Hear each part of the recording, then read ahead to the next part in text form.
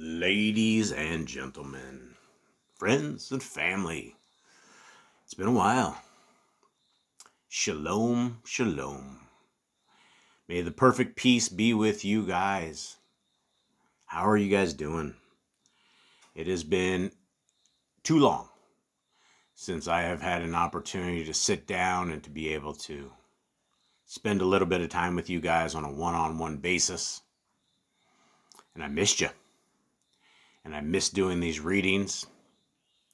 For those who do not know what this particular reading is, this is the book of Enoch. First Enoch. And it's one of the greatest books in the Apocrypha. Without a shadow of a doubt, we learned so much from this book. And if you've never ever heard of the book of Enoch, or if you have not been part of this series and you're just jumping in, no problem. I'm going to do a recap here in just a second of this amazing book. One that has been hidden from us for many millennia, many decades, centuries. It's all been pulled out of scriptures by the powers that be, the people that think they can control the word of our Creator. And to some extent they have. When you look at our Creator's name, well, they've already tricked everybody. Everybody thinks his name is God. So instead of calling him Yahuwah, Yahweh, everybody calls him a surtitle. It's like calling him Mister. Hey, Mister. How you doing, Mister? Not only that, have they taken out the beautiful name of our Messiah. They call him a Greek name, a name that is something that it's pagan. When you say Jesus, it's not the correct name of our Messiah. You see, there were no J's in Hebrew. And since there were no J's in Hebrew, my apologies for the dogs, the letter J didn't even originate until the 1500s. So if we didn't have the letter J until the 1500s, how in the world did we end up with a name of Jesus in our scriptures? Well, it comes back to the heretic King James, one of the greatest Freemasons, warlocks, person that was involved in all of this madness. He changed it. In fact, prior to the satanic king that was putting this out, and you don't make it into king status unless you are a sold out person. Prior to that, they had the name of our Messiah as Isus, I-E-S-U-S. So how did his name ever come from a Hebrew man's name to some weird name? And why does everybody sit there and claim power, that there's power in the name of Jesus? Well, I don't think having the name wrong is a salvation issue. I don't think it is something that is a problem if we didn't know it, because the problem lies strictly in obedience. Do we obey the laws, the statutes, and commandments of our Creator, or will we be told to depart from our Messiah because we work lawlessness? Have you taken the beautiful first 5 books of scriptures, Genesis, Exodus, Leviticus, Numbers, and Deuteronomy, and hammered them to the cross? Do you believe they've been fulfilled so that you don't have to keep them anymore? Well, we only have about 158 or so commands that we can keep today. And inside of these laws, statutes, and commandments, we have things about how to run a business, how to run our family, how to marry, how to divorce, how to eat things that are proper eating, or things that are abominations and not even considered food. Do you believe that all food has been made clean because some evil translators have put that inside of parentheses? When you see things in parentheses in your scriptures, that means they weren't there. They weren't there. Some zealous translator decided, oh, all food has been made clean. Why in the world would people say things like this? It's the same kind of people that put all of their salvation on a guy named Paul. If your entire salvation, your entire way of religion is to say, Paul said, and Paul said this, Paul said that, well, Paul said a lot of things. But we also have our Creator, and he walked amongst us, amongst his people, for a very, very long time. And it is because when he walked amongst us, and amongst all of his people, that he gave us a set of precepts, a set of laws, a set of commandments. And he says, he reiterates over 58 times, the largest commandment in any of the commands is to guard the laws of our Creator. Fancy that, huh? Why would our Creator say it over 58 times in 5 books alone that we need to keep the laws, statutes, and commandments? Is it so that we can bury them, not care about them, not apply them to our lives? When in fact, every single one of these commandments are a baruka. They are a blessing for our lives. You will see a breath of fresh air. You will see a new way of seeing, a new vision, a new opportunity in this world when you keep these laws of our Creator. Do you understand? Most people don't. Is that you don't qualify to have a Messiah unless you keep the laws of our Creator. Now, them are fighting words. If you take any one of these sold out religious people that worship on the first day of the week, on a Sunday, the day of the sun, Sol Victus, and you tell them that they don't have a Messiah if they don't have the Torah, they will stone you. They will pick up their pork rinds and smash you over the head with them. They will kill you with a bag of pork rinds, literally. And they will laugh at you the entire time that you do it, the entire endeavor. You become a joke to them. And we have Torah commands that say, don't tempt Yahuwah. Don't tempt our Elohim Most High. We also have a Torah command that says, don't do what we think is right in our own eyes. Because we've been given good instructions. And it is because of these good instructions that all of us will have an opportunity in the kingdom to come. So if you want to be a child of the Most High, if you want to be loved and have that loyalty of our Creator taking us in the kingdom to come under His Son, Messiah Yahushua, as our leader, well, it's a Torah-based world. It's all Torah. Torah, Torah, Torah, Torah. And that right there infuriates people. Now, I'm not talking the Torah of Judaism, because they have things that break commandments as well. Because we have a command that says, do not add to and do not take away from the Torah. So when you have the oral Torah or the Talmud, Kabbalah, the Zohar, all of this black magic of Judaism, that breaks commandments. We don't have any commands that say we need to wash our hands before we eat, which is what our Messiah was duking it out with his Pharisees and Sadducees. They couldn't believe he would just sit down amongst tax collectors and women around there and just eat without washing his hands. What's wrong with you? You've just broken the oral Torah. Nope, he didn't break anything. He broke man's doctrines. And that's what our Messiah was here for. He was here to show us that we need to get back to the Torah and back to the way of our Creator. And there's no way unless you guys read the Scriptures. The Scriptures are the greatest things that we have ever been given because it gives us literally the guidepost for life. It gives us a foundation. The best way forward is simply by keeping the laws, statutes, and commandments of our Creator. And they're easy. There's nothing hard. Probably when you first got into Torah keeping and law keeping, it may seem a little weird. It may seem a little bizarre when you take a Saturday off, a seventh day, and you rest. And you don't work, you don't cling, you don't cook, you don't do anything that our Creator has said not to do. It may seem weird, but after a while, it becomes a part of you. It becomes something that is a covenant path. You are keeping it at an appointed time every time you keep the seventh day Shabbat. Now, a lot of people will get in their cars and drive for miles and miles and miles and go and hang out with a bunch of people. And by the time they get home on a Shabbat, they're dead. They're dead inside. They're really, really tired. Most of the time, back in the days when they were keeping Shabbat, they would walk next door over to little assemblies, little ecclesias, right? The entire church endeavor of going out and building all these 501c3 churches and having everybody drive for miles around and worship on the wrong day, that's satanic. That is literally satanic. It's part of a cult. Now, everybody that will laugh and scoff at those who keep the Torah, they're like, oh, Jason, you're in a cult? Oh, poor Jason. Oh, you think you're better than everybody else because you keep the laws of our Creator. And for those of us who keep the laws, we know that's absolutely not true. In fact, those of us who keep the laws know how much we actually fail because we know the laws. When our Messiah says that most people don't make it, that few find life, why would he say this? If there's billions of people that have found salvation, Why does our Messiah say few find it? Is he a liar? Is our Messiah a filthy liar? I say no.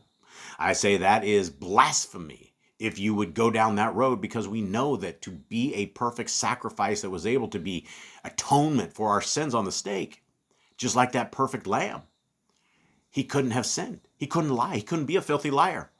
So when our Messiah says, "Depart from me, you who work lawlessness, you who are Torah-less," what do you think he means? Well, it's just what he says. And people think that they know our Messiah. They do miracles in his name. They cast out demons in his name. They think they know him really well. And our Messiah says, "Depart from me." Those are scary words. And these are the words that we are trying to avoid, because we want to make the kingdom. I want to give you guys a giant, big bear hug. Every single one of you guys. High five you all. Hang out with you. Have some lunch, dinner. I want to see King David. I want to see Enoch. I want to see Moshe. I want to see Jacob. I want to ask Jacob how he didn't go insane raising these 12 wild lions that he had. How did he do it? Right? I want to talk to Joseph. I want to talk to all of them. Right? And most of all, I want to talk to our Messiah and his dad. I want to have them look at me and say, "You good steward, you good servant." Because there's no better place to be than on your knees in prayer to our Creator, glorifying him for the life that we have, for the breath that we have, for everything. Everything that we have from the moment we get up to the moment we go to bed is because our Creator has willed it.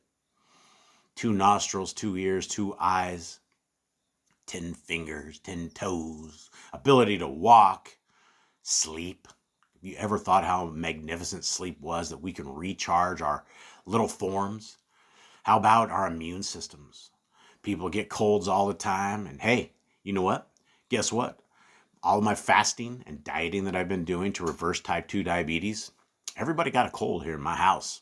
It plagued everybody. They got really super sick. You want to know who didn't get a cold? Yep, that's me. So I'm back to saying this, and with examples that diet and exercise and fasting is the guide to life. And I'm on a day 2 of a fast right now. And I am, day 1 was not so good. And currently, at present, I eat 2 weeks in a month. And the other 2 weeks right now, I've been doing a 5-day only water fast. And so we'll see how far I can go this week. I hope I can go 5 days. It's not something for the weak of spirit.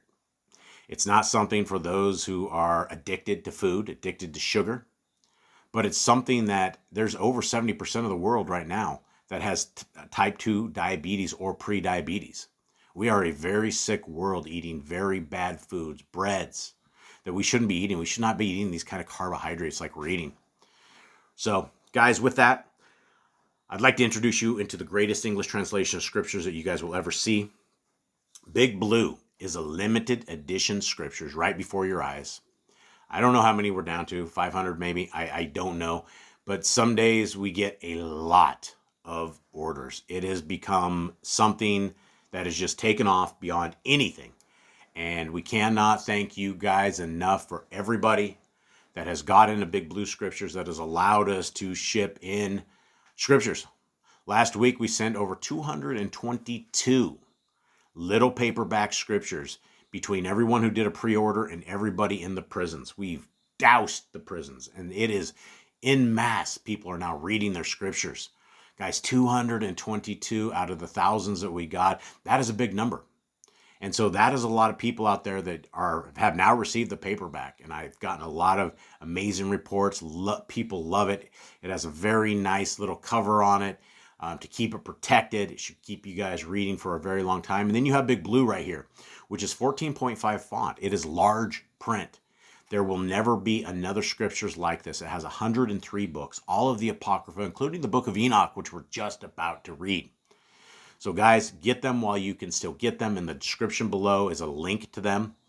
And there's also a link to the free app, We have given away, currently there's 2 languages, English and Spanish, and we have the Apple version, and we also have the Android version, absolutely free of charge. The greatest English translation given away to the world. And guys, we've lapped all the books that we've given out, right? What we did is we said we are going to give this book away for free, and we spent almost $10,000 on one version of it, and we're still spending thousands of dollars on this. And we've, you guys out there, there's a lot of you guys out there that actually helped us with this Apple version. And pretty soon the Apple version is going to lap the Android version, and the Android version has been out much longer. So all you Apple users have it. And guys, we are about to make a giant upgrade to this app. And so probably by the end of this week, the upgrade is going to be out there, and it's going to be super cool. You guys want to know what it is? Drum roll. That's a weak drum roll, but we'll give it that. It's an auto scroller. So it's one of these things that now you'll be able to click it at the speed you want, and instead of having to scroll up, when you're reading, it will automatically scroll for you. And so that was a big feature, something I needed, because I'm sitting there reading the book of Jasher, and I must have to scroll up 35 times on one chapter alone because it's so large. And so we're going to be putting that out there. And we're also putting a link at yahscriptures.com for anybody that wants to help us with future upgrades. We are adding Swahili, and we are also almost done with Hindu. I think we have like another 15, 20 books of Hindu. Hindu took us a long time because it doesn't actually have letters like we know. It's like symbols and all this crazy stuff. And so Hindu took us a very, very long time. And Swahili, I am like 6 or 7 books into Swahili myself. Eli is finishing up the Hindu. And so we still need, if you have the ability and are willing to help us donate to get these out, we would really, really appreciate it.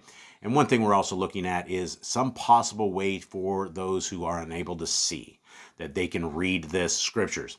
But, we had people that came and stoned us because they're like, oh, it doesn't read this. And I'm like, there's nothing out there that could read Paleo Hebrew along with all of these special character words that are in Yah Scriptures. This scriptures is so unique that we have the name of our Creator that has been restored. And good luck finding something that can actually read this in the world. And we also have the beautiful name of our Messiah, Yahushua, in Paleo Hebrew.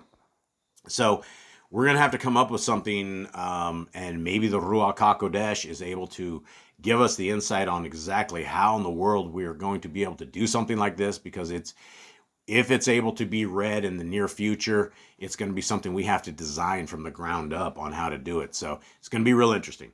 We will see how to do this, hopefully in the near future. But for those who can help us and grab the Yah Scriptures, the big blue, while the limited edition print is in. And again, we don't know if we're ever going to get another big blue. So this is a limited edition, one-time print. The paperbacks are doing very, very well.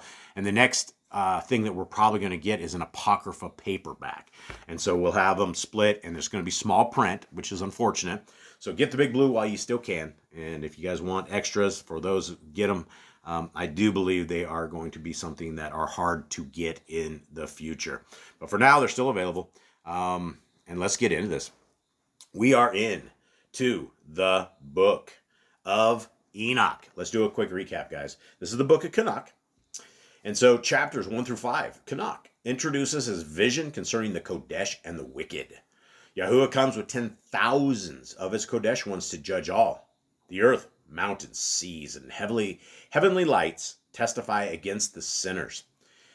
And, I love that part of Enoch where it talks about the sun and the moon and the stars. And Enoch is a flat earther book, right? It is a complete flat earth book.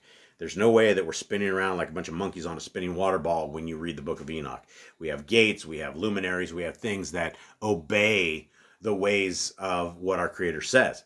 And when it says that all of these things out there illuminate all of these things, it is very, very true in all of this. And so they're obeying the laws of our Creator, but why aren't we? Next part, on chapters 1 through 5, the righteous are promised peace, light, and eternal blessings. Now, chapters 6 through 16 is actually called the Watchers and the Giants. And it's the sons of Elohim, the Watchers, descend on Mount Kerman, led by Shimei. They take wives beget giants who devour mankind, beasts, and even each other. Watchers teach sorcery, enchantments, weaponry, cosmetics, and root cuttings. The righteous cry out, prayers ascend to the Shamayim. Yahuwah sends Uriel, Raphael, and Yahuwah sends Michael, Gabriel to bind the watchers and destroy their offspring. The giants perish. Their spirits become wandering, unclean spirits. The demons that are always jumping into humans, that are always trying to take us over, trying to ruin our lives, trying to do the will of their daddy Hasatan. The watchers are bound in the valleys of the earth until the day of judgment. Now, chapters 17 through 36 is Enoch's journey through the Shamayim, heaven and earth. Enoch is taken by messengers through the earth's ends, mountains of fire, rivers, and places of torment. He sees the 7 mountains of precious stones, the dwelling place of the righteous, and the tree of life. He visits the place of the fallen messengers imprisoned under mountains of darkness. Sheol is revealed with its 4 hollow places, separating the righteous, sinners, martyrs, and the wicked awaiting torment. The 4th part of this is chapters 37 through 71, and it's the parables of Enoch. It's the first parable is the visions of the chosen one, the Son of Man, Messiah Yahushua, sitting on the throne of esteem. The wicked will be removed. The righteous will inherit light. Enoch is shown secrets of the Shamayim stars and the messengers who govern them. Now, chapters 45 through 57 is the second parable. The Son of Man is revealed as our judge, seated beside the Ancient of Days, his pops, Yahuwah, our Elohim Most High. Nations will bow. Kings will be judged. The flood is foreshadowed. Sinners will perish while the righteous are preserved. Enoch sees visions of armies, plagues, and punishments prepared for the kings and mighty ones. Now, the third parable is 58 through 69. The righteous are clothed with garments of esteem and seated with the Son of Man, not the Son of Men. The name of the Son of Man is revealed. He existed before creation, chosen by Yahuwah. Secrets of wisdom, lightning, and thunders are shown. Fallen messengers listed with their sins and the knowledge they corrupted mankind with. No forgiveness is given to Aziel and his evil companions. Now, chapters 70 and 71 are extremely beautiful. Enoch is taken into the Shamayim again. He's transformed into the likeness of a messenger. He's seated among the Kodesh ones. He is named the Son of Man in vision, showing his role as witness and scribe of righteousness. Now, chapter 72. It's the book of the heavenly luminaries. It detailed the vision of the sun's motion through the portals of the Shamayim. There's different gates. The sun there's 6 different gates the sun and moon go out of. And there's 6 different gates that they go into every single day. They follow this routine. So the seasons are based upon where the sun and moon go out of and where they go into, how long they're out there. It also describes a solar year of 364 days with divisions of seasons. And the angel, the messenger Uriel, explains laws of the sun, moon, and stars and winds. And the heavenly order testifies to righteousness, while sinners corrupt the times and seasons. All right, let's get into this. What you're looking at right before your eyes, my friends and family, is the Yah Scriptures. And this is the older version. We're going to be getting an update very, very soon. I'm taking out the blog. We're moving the Torah commands to the top. And guys, you will be able to have all this. And the auto scroller is going to be amazing. What you're looking at is you're looking at Big Blue. All 103 books right before your eyes, as perfected as we can possibly get it. And we're always making changes on it as well. Now here we are, the book of Enoch, as we're cruising through this thing, chapter 73. After this law, I saw another law dealing with a smaller light, which is named the moon. And her circumference, remember the sun is male, moon is female. And her circumference is like the circumference of the Shamayim. And her chariot in which she rides is driven by the wind, and light is given to her in measure. And her rising and going down change every month. And her days are like the days of the sun. And when her light is uniform, it amounts to the 7th part of the light of the sun. Okay, so we know the sun is bright, right? And when we have the moon completely lit up, it's about a seventh of the part of it, right? It's not hot like the sun. It's not burning like the sun, giving us this. But we know that from the book of Enoch that the moon is how we calculate our days of the month. How do we figure out what is what? Where are we at in the month? Well, it's a time clock in the sky. 4. And thus she rises, and her first phase in the east comes forth on the 30th morning, 30th morning. And on that day she becomes visible and constitutes for you the first phase of the moon on the 30th day, together with the sun in the portal where the sun rises. And the one half of her goes forth by a seventh part, and her whole circumference is empty, without light, with the exception of 1/7 part of it, the 14th part of her light. Okay, so let's take a quick understanding of what we have, right? As you guys probably know, for those of you who actually observe the moon, we go from no moon at all, where you can't see anything. You can kind of see like a background sometimes of it, where it like looks like a frame of it, but it's not really there, at least with light. And what we have is we're talking about 14 sections of light throughout the month that we're going to do. So how this works is when she receives 1/7 part of the half of her light amounts to 1/7 part and the half thereof. And she goes down with the sun. And when the sun rises, the moon rises with him and receives the half of one part of light. And in that night, in the beginning of the lunar day, I think, and in the night, in the beginning of her morning, in the beginning of the lunar day, the sun goes down, the moon goes down with the sun, and is invisible that night when the 14 parts and the half of one of them. And she rises on that day with exactly a seventh part, and comes forth and recedes from the rising of the sun, and in her remaining days she becomes bright in the 13 parts. So every single day that you guys see this, right, we have 14 times before it goes all the way to a full moon. So starting around the 30th of the month, right, it's completely blank. There's nothing there. And then every single day, we get 1/14 of it lights up little bits of a time until it is what we call a full moon. So that is when we see a full moon, we are halfway through our month. And then what's going to happen, I'm going to be a spoiler alert here, is it's going to drop down in that same fashion, right? It goes from a full moon to which you can see to where you can basically figure out your times and your seasons. And it will start dropping down 1/14 of the month to the end of the month. Continuing on. And I saw another course, a law for her, how according to the law she performs her monthly revolution. And all these Uriel, the Kodesh messenger, who is the leader of them all, showed to me, and their positions. And I wrote down their positions as he showed them to me. And I wrote down their months as they were. And the appearance of their lights till 15 days were accomplished.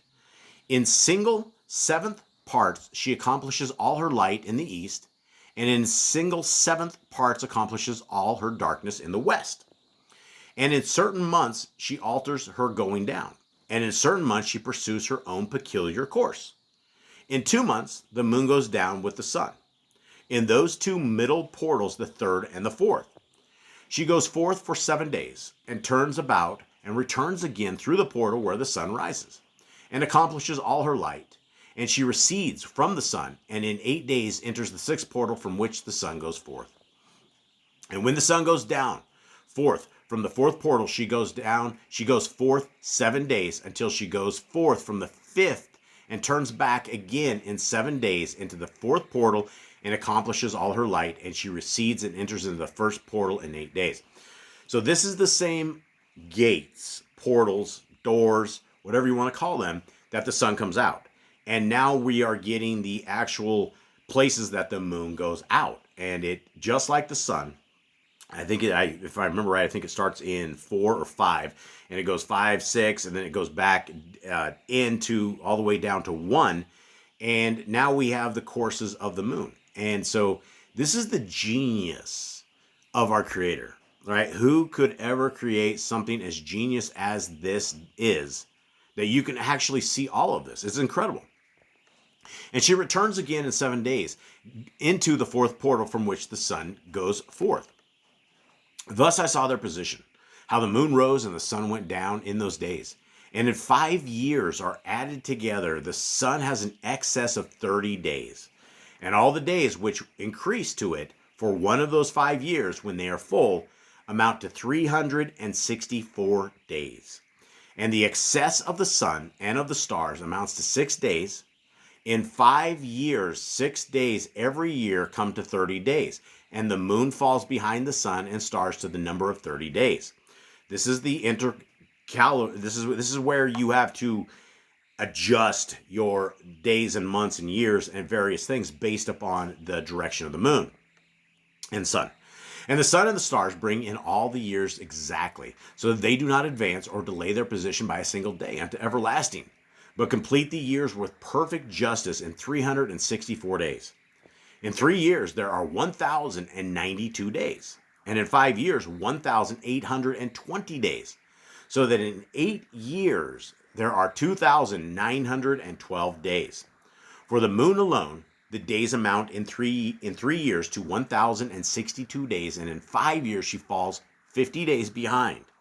To the sum, there is 5 to be added in 62 days.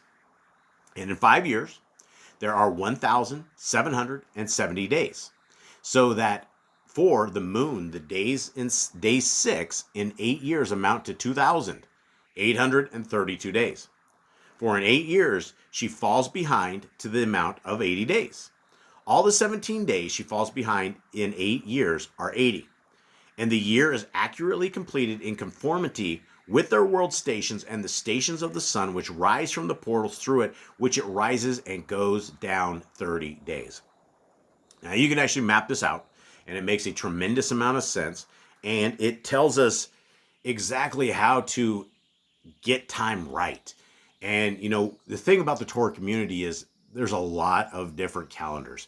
There's a lot of people. There's guys like Nick Vanderland who believes he was given this calendar, and nobody else was able to get this. You got all sorts of different people. You have the Judaistic calendars. You have the Enoch style calendars. You have the Zadok calendars, and the Zadok fall in line with Enoch as well. And so there is a lot of different calendars, and I think the point is that we need to find a calendar and stick to it. And sometimes we move around calendars. Sometimes we feel like we have the Ruach HaKodesh that is leading us in a certain direction, and we break out our sundials and we look at when things are set in the seasons and try to get things as good as we possibly can. And I don't know if we'll ever get the calendars completely right, guys. I don't know if that's even possible. We're 6,000 years beyond what creation was.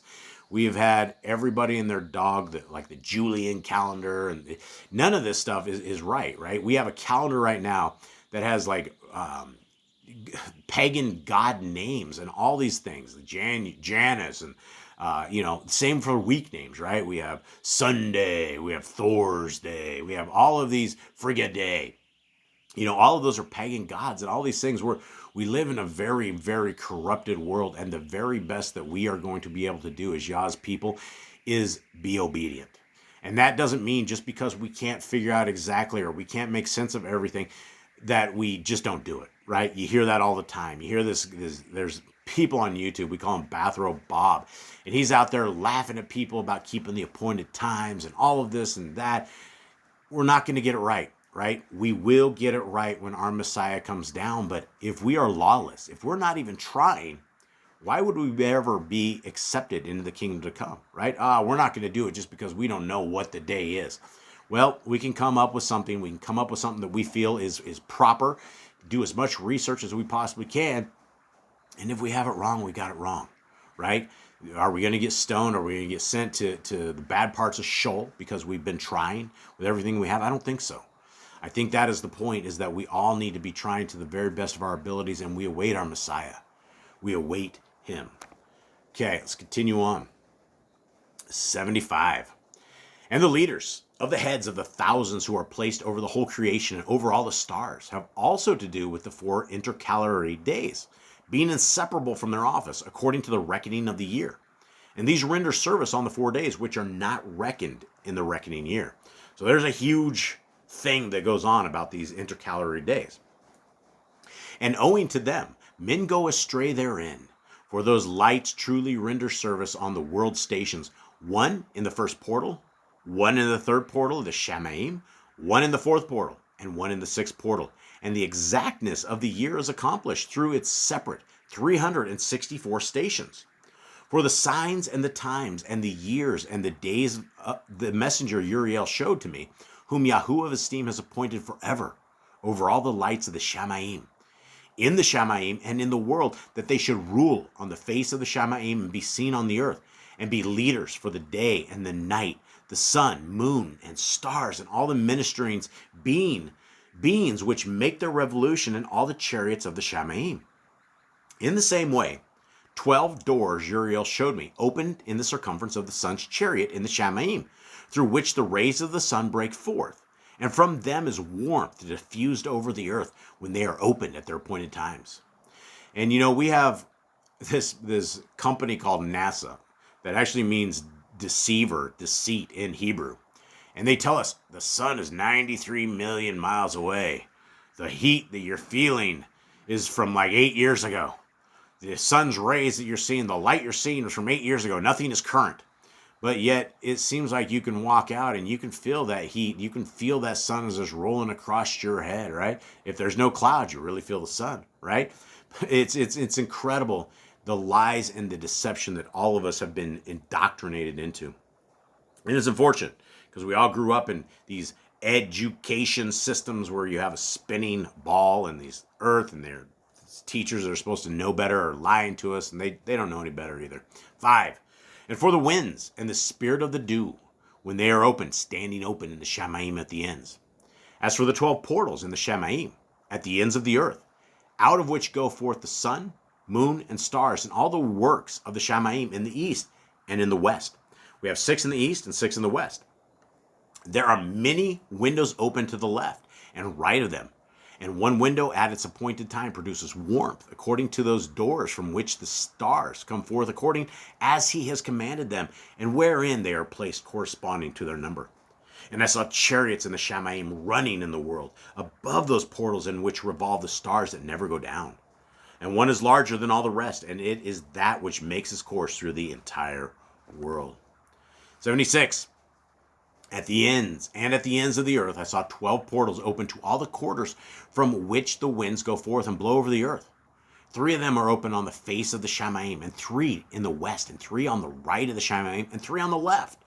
So now we're learning, we've heard of this before. We heard about where the rain and the dew and the sleet and the snow, all of them come out of different portal-like things. And now we're discussing, and we've discussed the wind before in Enoch, but now we're talking about it again, right? There's doors, right? 3, 3, 3, 3, and all the way around us to one's probably sucking the wind in and one's blowing it out, and vice versa. 3. And the 3 first are those of the east, and the 3 are of the north, and 3 after those on the left of the south, and 3 of the west. Through 4 of these come winds of baraka, blessings and prosperity, and from those 8 come hurtful winds. When they are sent, they bring destruction on all the earth, and on the water upon it, and on all who dwell upon it, and on all which are in the water and on the land. And the first wind from these portals, called the east wind, comes forth through the first portal, which is in the east, inclining towards the south. From it comes forth desolation, drought, heat, and destruction. And through the second portal in the middle comes what is fitting, and from it there comes rain and fruitfulness and prosperity and dew. And through the third portal, which lies toward the north, come cold and drought.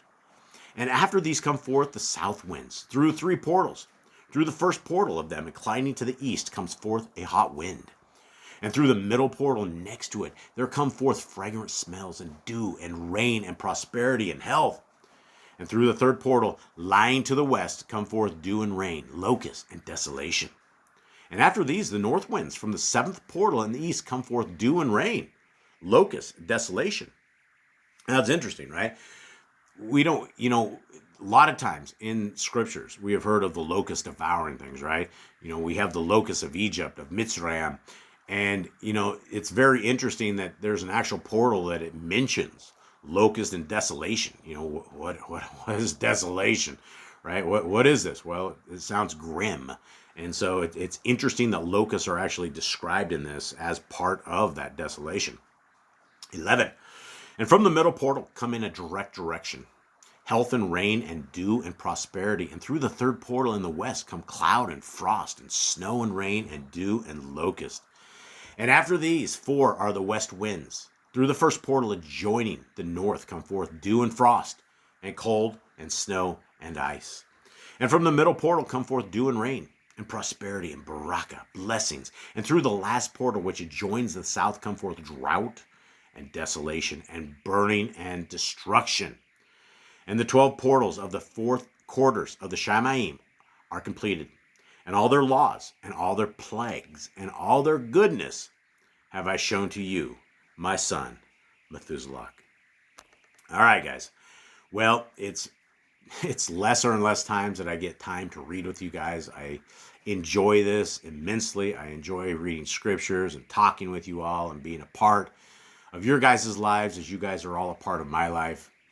I truly love everyone out there. I truly am praying for all of you guys. I ask that you will pray for us, for Yah Scriptures, and for all the soldiers of our Creator. And guys, never forget the Torah. Never forget the beautiful laws of our Creator. It is something that if you do not keep and you do not follow, your lives will be worse off than if you would come to our Creator by His Torah. Come to our Messiah by showing that you are loyal to the same laws, statutes, and commands that our Messiah kept, all the appointed times, the beautiful right rulings and righteousness of the Torah. It's something for all of us, for all generations, for all peoples. If you have a family, embolden your wife, embolden your husband, embolden your children. Read scripture with them every single night. Pray with them before they leave the house in the morning. Pray with them before you guys go to bed. Guys, we're supposed to write these laws, statutes, and commandments on our heart, mind, and soul that we are unable to sin against our Creator. Guys, with that, I love y'all. I hope you guys have a wonderful week. Until we can meet again, much love to y'all. Shalom, shalom, shalom.